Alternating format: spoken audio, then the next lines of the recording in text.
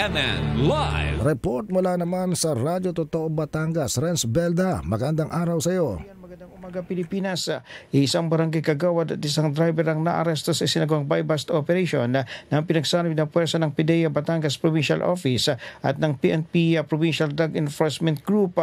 Ayon sa report, ang mga naaresto ay nakilalan sina alias Mark, 51 anyos, isang barangay official at residente ng nabanggit na lugar, at isang alias Andy, 45, driver residente ng barangay As-Isa, Bawan, Batangas.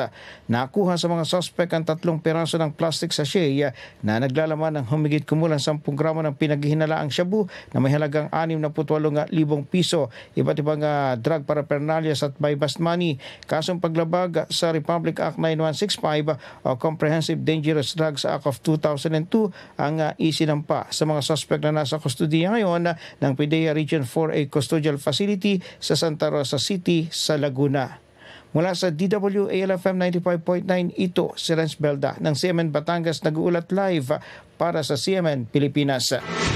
CNN Live Nationwide.